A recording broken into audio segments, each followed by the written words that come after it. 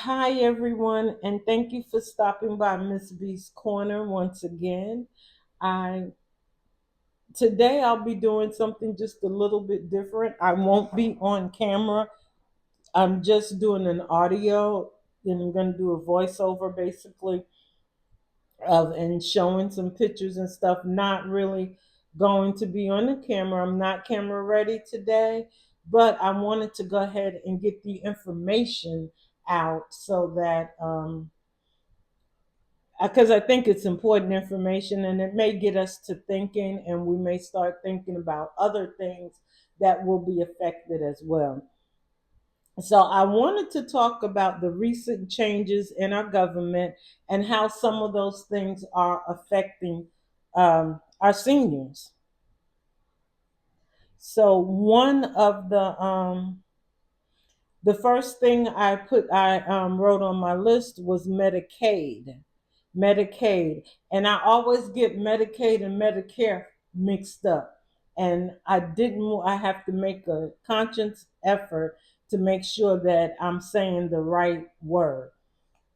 Medicaid is a program. It's health coverage for infants and seniors through the end of life that are for people who are in low income individuals.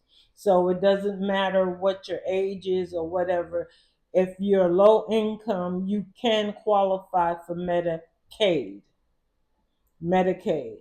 Um, they're talking about cutting the budget, the federal portion of the budget for Medicaid, and that will affect coverage for a lot of people, and not just seniors, but seniors are in that. Um, Part of the Medicaid budget is from the states, and then part of it, the federal government gives part of it also. So the federal government portion will be cut, and we don't know how much just yet. I keep seeing numbers flying around, but until they kind of do it, you don't really know. Until the budget comes out, you're really not sure exactly what that final number will be. But we know that they will be doing cuts. um, I'm thinking some of the coverage that is currently, some of the things that are being covered with Medicaid will stop. I'm sure they will change. There's a possibility that hospitals and clinics in rural areas may be closing based on some of the cuts in that area, because remember, people in the hospitals and the clinics in rural areas are dependent on that Medicaid as far as their budgets. That's how they operate. They depend on that to operate, because majority of the people in those areas are receiving Medicaid. So they have to, that's how they get their money. So, you go into the hospital just like anything else, they're going to bill Medicaid, and then that's how they get paid. That's how they pay their doctors, their nurses, and so on and so forth. And I believe that, and I know in the past that hospitals in rural areas and clinics in rural areas were affected by cuts. So I'm sure that will happen again. And that's how some seniors will be affected. Also, under Medicare, I don't know that we will see the same type of cuts in Medicare, which is Medicare is a fully federally funded program that is for seniors. So only 60, and then I'm trying to go too fast. It's only for seniors 65 and older. So that means that once you turn the age of 65, you are required by law, by federal law, to sign up for Medicare. So that Medicare is what will cover you in your insurance going forward. So normally, the only time you don't have to sign up for Medicare at 65 is if you are still working and your employer has comparable coverage to what would be covered under Medicare, and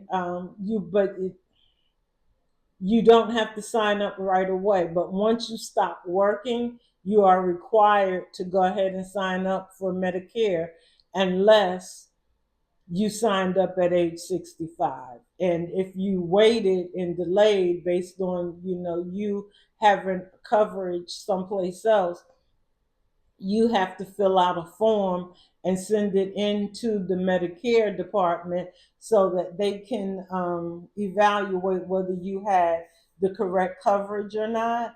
And if not, you will be penalized in paying higher premiums for your Medicare Part B coverage. So Medicare has a Part A and a Part B.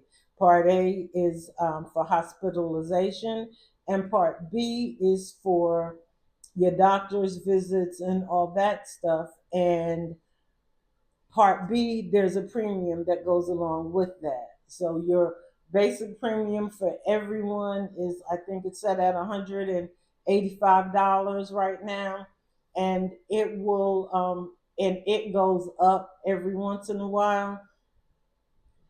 So you will be paying that. There are seniors who are low income that can qualify for Medicare so that their Part B premium will be covered by Medicare. So they don't have to pay that $185 every month for their Part B premium, which leaves them some money on the side out of their Social Security check to do other things. And also, Medicare within the Medicare system, also people who are do what they call dual eligible for Medicare and Medicaid. Medicaid will cover long-term care. If someone has to go into a long-term care facility, that is covered under Medicare. So even though you're getting Medicare, it's covered under Medicaid. And I tell you, I mix them up all the time. So that's my thing. It's like me and this Medicare, Medicaid mix up. And most people do. So that's why when I'm saying the word Medicaid, I'm trying to make sure that you get that there's a difference between the two. There's a CAID and a CARE. The CARE is for senior adults 65 and over, and CAID is for everyone, but you have to be of low income. Also, under Medicare, the prescription drug coverages, sometimes Medicare also helps in there. They will help with some of your copays for some of your more expensive drugs. And of course, under Medicare, you have to have a prescription drug program. So there's a lot that goes into this Medicare, especially Medicare. You have to have you have the hospitalization, you have the doctors, then you have to have prescription drug coverage. And most people either sign up for part what they call Part C. They either sign up for um, Advantage plans, which basically are free and they cover everything. They cover most of, but you still have copays, or they cover, or people sign up for supplemental plans, which usually have premiums attached to those. Which, unless you are unless you have some money, it's kind of harder to sign up for supplemental plans and have to be able to navigate all the different things that you have to pay. So for me, I decided that Advantage plan would be best for me because it wasn't as expensive as paying for the Medicaid Part B premium plus paying for paying for a supplemental plan's monthly premium along with that. And then you have to have drug coverage and dental coverage and eye coverage. It becomes a lot after a while. And if you're on a low income or fixed income, you really don't have that type of finances for those expenditures. So that's why I was saying that those things will be definitely be affected. You know, their Medicaid plays a lot of gaps for low income people who get Medicare. So we need to watch out for that. Also, you know, everybody talks about Social Security and what are they going to do with Social Security and Social Security. Of course, there are different types of Social Security. I did a video on Social Security yesterday. We have the retirement benefits, plus we have the Social Security disability, then we have the Social Security, the SSI, the Social Security income. So there's a lot of different ways people get Social Security. Um, the retirement benefit, I don't think that we're going to see a change in it right away. They've been, that's a whole nother discussion that I'll go through later on sometime. But I think with the SSDI and the SSI, especially people who are getting disability, we will probably see changes in that as well.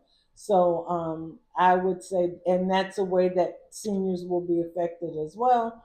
And sometimes people who are on SSI and SSDI, they're not necessarily seniors. Some are, some aren't. So that's a whole nother program. And that one is, those are just as confusing to me as other things. So I'm like, I don't know. But so, and I know that we will see a reduction in our benefits for Social Security, retirement benefits by, I think they said 2034, if there's nothing done to help with the solvency of the actual fund itself. So the fund is not getting broke. The fund is supposedly not even a part of the budget. It doesn't go toward those trillions of dollars in deficits or whatever. It doesn't contribute to that because the fund is being funded by our tax dollars that are earmarked under FICA and everything else. So that is not where our problem is going to be. Our problem is going to be that right now the baby boomers, which is the largest, I don't know what you call us, generation in the country. The country has more baby boomers than we have anyone else, and baby boomers are living longer. So we're draining the systems, and of course, that's because we are an advanced country. We had medical advances. We have all these things that an industrialized country has. And of course, eventually, your people do start living longer. And as we're living longer, we're draining the system. And I guess we don't have enough people paying into the system to help sustain it without doing some drastic things. I know I listen to Dr. Weir a lot, and one of his suggestions is that we raise the FICA and not so much raise the percentage that we pay, but raise where I think people who earn more than 100, say 100, and this is just a number, $170,000 within a year, or once you reach that $170,000 within a year, you no longer pay FICA tax. But someone who earns, say, 150,000, and that is their max for the year, they pay FICA tax all year long. They continue to pay FICA tax on their salaries, but once you reach, there's a cap on it to when you have to pay your FICA tax. I think that needs to be changed as our society, one thing, our society has grown pretty much, we've grown pretty large, and our incomes have risen. I don't know when that 170 something thousand dollars was became the limit, but I think we need to change it now. And we know we need to change it. It's just to get Congress to do it. And that will help the solvency of the Social Security program. And the other thing that we don't think about as much is housing. There will be changes, just like every place else, under the Housing and Urban Development Department. That affects seniors because seniors also, again, being low income, some people are low income, seniors are low income, and they are eligible for housing assistance. So they get vouchers from HUD to help pay for their rent. If they don't, they're living in a they are. Okay, so most of them I know. My mother is in she lives in a senior development. They charge market rates for rent. So without her voucher, she's not able to afford that rent. And of course, they go up every year for rent. HUD doesn't allow them to go up every year for her rent, but it's still, they charge a large amount for rent. And it's like, okay, so these are senior citizens. They're all on fixed incomes, and you know that. So why I guess it's supposed to be based on their incomes or the federal guidelines, and we know the federal guidelines are not always in tune with what happens with how people actually earn. So, but yeah, they a lot of seniors are dependent on housing for vouchers, and that is another thing that will affect seniors, because if they stop some of those housing vouchers, then there will be a lot of seniors that will not be able to afford their rent. So, and that could be definitely devastating to people, because we don't want our seniors to be homeless. There are a lot of people, like, they have families, some have families, some don't. So, you may have a family member that you could go live with as a senior, but some seniors may not have family members that they can go live with. And if they're not able to afford their rents based on whatever that market rate rent is, they're out of luck, because of course they're paying all these things out of their limited check. And that could be devastating for some people.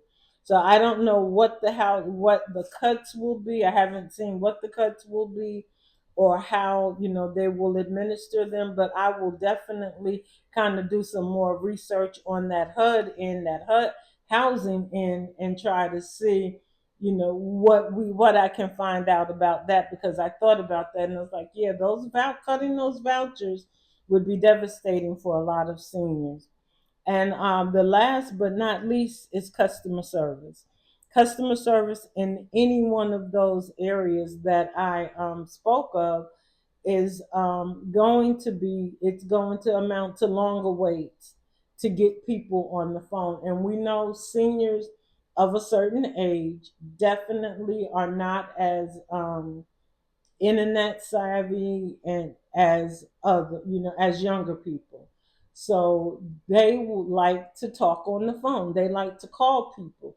They don't like to go through automated things, or they don't like the automation. They don't like to do things on a website. Some of them don't have laptops. They just barely have smartphones. So those are like, okay, so how are they supposed to communicate with someone when you can't get anyone on the phone, and they are the waits are 2 3 hours at a time to just get someone on the phone. So that will also be kind of devastating, and that's how seniors will be affected as well. So I've gone through just a few things. As I said, I will broach this topic again and try to find out more information. I hope it's been helpful to someone, and then maybe you can start looking at things, or if you want me to go into any one particular topic, let me know and I'll do that as well. I do have more information. I have a video on Medicare, and I also have one on Social Security. I don't go deep into the topics because that's not an expert. I'm not an expert in any of this. I'm just giving you my opinion and my experience on what I've come across so far and what I read or hear. And I try not to give rumors. I try to make sure that when I'm looking at something, or if I'm going to give information about something, that I go read about it first before I give it out, because I'm not a rumor kind of girl, because I'm like, I don't believe everything that comes across the television, the internet, or anything like that. So I'm not about the rumors, but I will give you information that I've seen, that I've read, that looks like it's coming from official sources. And but if I'm wrong, I apologize. Charge it to my head and not my heart, because I really want to give good information. Anyway, I'm rambling now, but thank you guys for stopping by once again. I hope this video helps.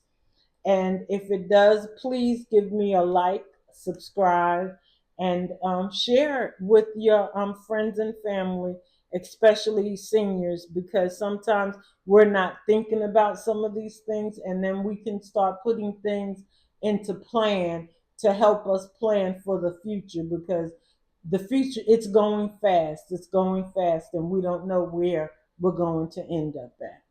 But again, thank you, and you have a great day.